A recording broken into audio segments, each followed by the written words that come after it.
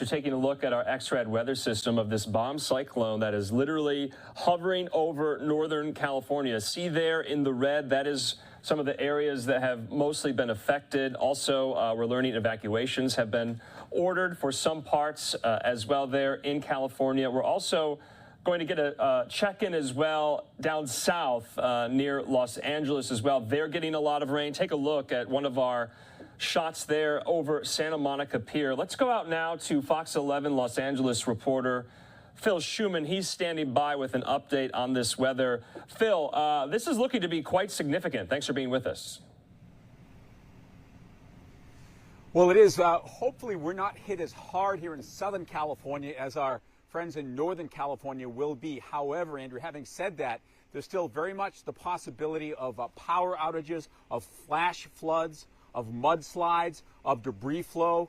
We're high up above the San Gabriel Valley off the 210 freeway in the community of Duarte, not far from where I joined you on Monday for the Rose Parade and the Rose Bowl festivities. And here they've had major fires which have stripped the mountainside of the vegetation that will normally hold some of that earth should the heavy rains fall. But because it's been raining and because things are saturated, these hillside communities below the burn zones, as we call them, are particularly vulnerable.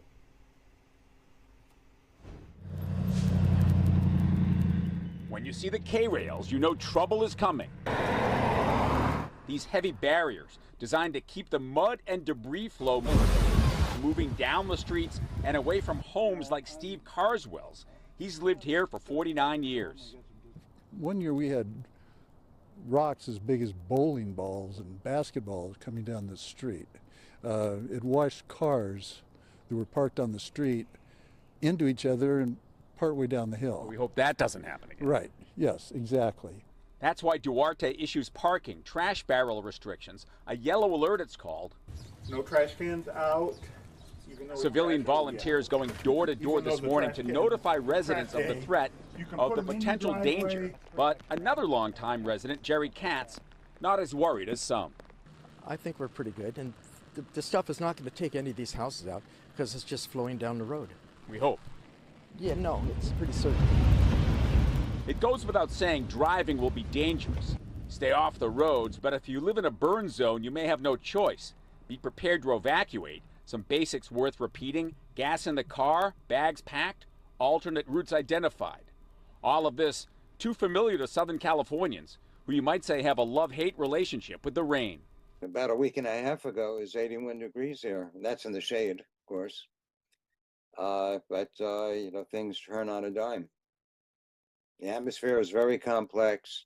LA-based meteorologist Jay Rosenthal has been studying weather here for decades. The rain a good thing or a bad thing?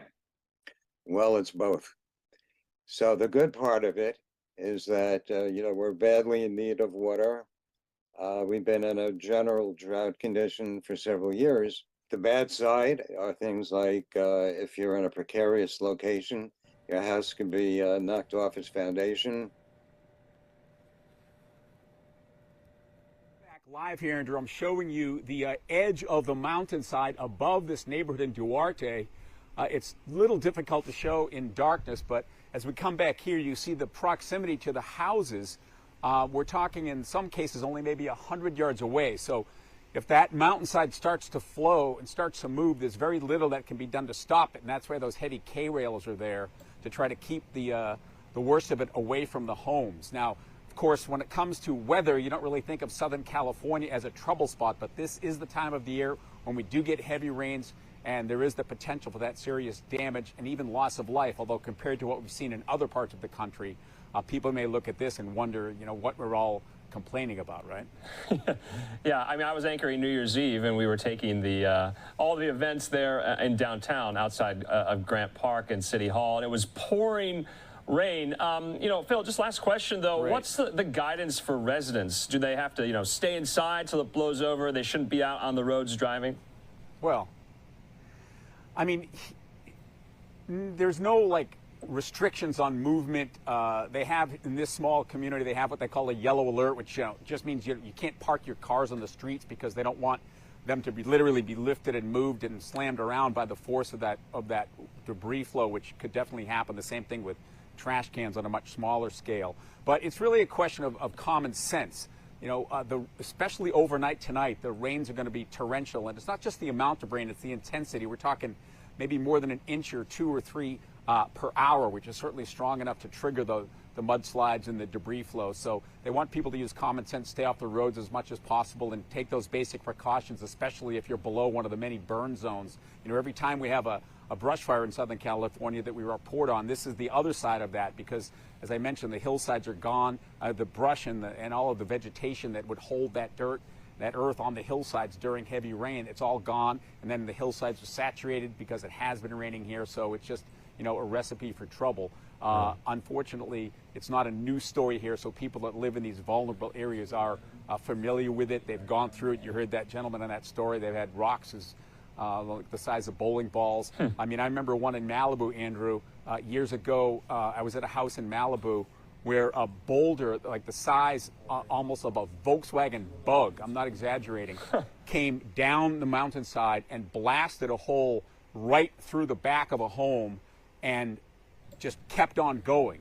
Fortunately, it didn't impact where people were sleeping, but the force is just incredible. And you remember that terrible story in Montecito a few years back where these, you know, massive homes were destroyed and 21 people lost their lives in a flash flood. So this has to be taken very seriously. All right. Phil Schuman there in Duarte. Thanks so much, Phil. We'll talk again. Okay. Okay, we want to now move a little further north, of course, as we continue to track this major storm. The north is going to get the brunt of this. Take a look at our X-ray weather system right there. You can see this bomb cyclone that is hovering over parts of Northern California, San Francisco, San Jose, Santa Rosa. We also have a live now look there in Oakland, California as well. That is live. It's about 5:30 there. Well, Fox 2 in the Bay Area has been tracking all of this as well, and we're going to be speaking with one of their meteorologists very, very soon here. But let's show you some of their reporting. They have reporters all out in the field tracking the preparations. We've heard from officials as well. We've heard from Governor Gavin Newsom as Northern California braces for this storm.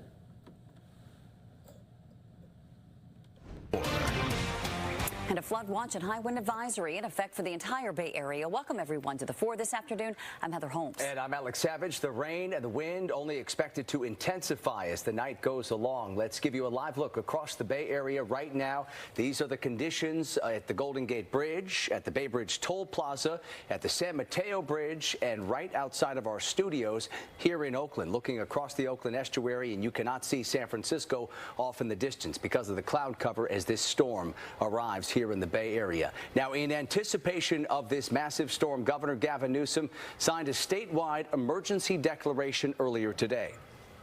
We anticipate that this may be one of the most challenging and impactful series of storms to touch down in California in the last 5 years. If the storm materializes as we anticipate, we could see widespread flooding, mudslides, and power outages in many communities. The governor activated the State Operations Center to its highest level. That declaration gives the Office of Emergency Services the authority to rapidly deploy aid to communities impacted by this storm in order to protect lives and property. And a heads up for parents and students. Because of this storm, the South San Francisco Unified School District will be closed tomorrow. Other district closures: San Mateo Foster City School District and the Portola Valley School District. Right now, more than 65,000 customers are without power here in California, and that number, as you can expect, is expected to increase. Across the Bay Area, a lot of green, yellow, and orange right now on the outage map. What we don't want to see, though, is the color red.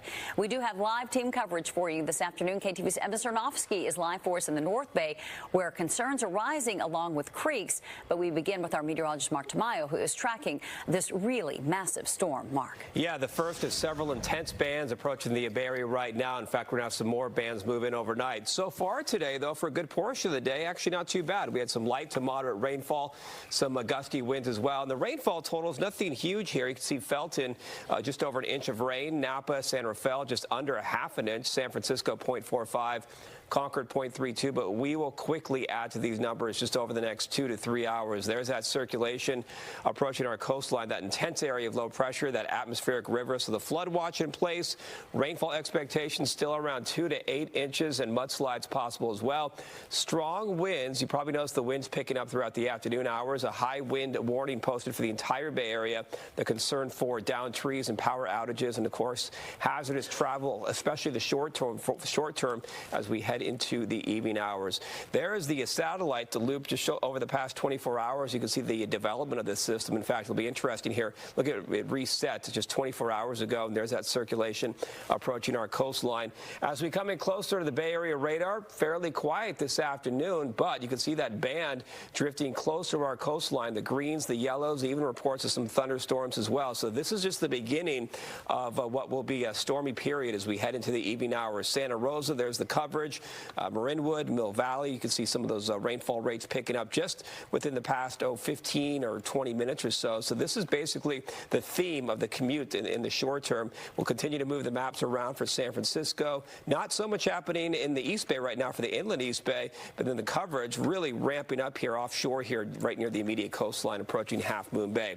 Our live camera looking out toward the Golden Gate Bridge. Our conditions will change rapidly over the next few hours, and the winds an added concern. You can see right now Oakland Airport, that's a gust of up to 48 miles an hour, and SFO gusting to 37. Half Moon Bay nearly 50 miles an hour. So the winds as expected picking up, the rainfall picking up, and this will be a big time factor for the commute in the short term. More on this storm coming up in just a little bit. Yeah, certainly that combination of significant rainfall and high winds is something that we've got to keep an eye on. Mark, thank you. Well, now we go to the North Bay tonight, where they are bracing for a lot of rain and also keeping a really close eye on the creeks. KTV's Evan Cernovsky live now for us in Santa Rosa with the latest on the storm's impact on the North Bay. Evan. Yeah, Heather, rain in Santa Rosa has been off and on all day, but over the last hour or so, we've seen this really heavy, intense rain begin to come down, and with it, a lot of wind. And now, if you look right over here behind me, this is Santa Rosa Creek, and it's been steadily inching higher and speeding up as it goes down. Officials are closely watching this creek and others because they expect them to possibly start flooding today or tomorrow. Wednesday's powerful storm soaked the North Bay, causing flooding and toppling trees. We expect more downed trees as well as power outages and power lines down throughout the evening and into tonight. Earlier in the day, a tree fell on eastbound lanes of Highway 12 in Santa Rosa, closing the major thoroughfare while crews cleaned up. Officials say heavy rains and wind will continue into Thursday when many North Bay streams and rivers are forecast to spill their banks. Paul Lowenthal with the Santa Rosa Fire Department said crews are on standby in case anyone gets trapped in the floodwaters. And we'll be prepared to help some of our river communities in the event that there's an actual need. In Mill Valley, high tide and the heavy downpour caused flooding on the notorious stretch of Highway 1 under US 101. Caltrans closed the road and had to rescue several drivers who got marooned in the waters. They had a couple of vehicles, motorists that stranded. My boss rescued an 81-year-old lady, so she was really happy to get out of there. The flooding began to recede after high tide, hopefully providing an escape for this deer that was caught surrounded by water.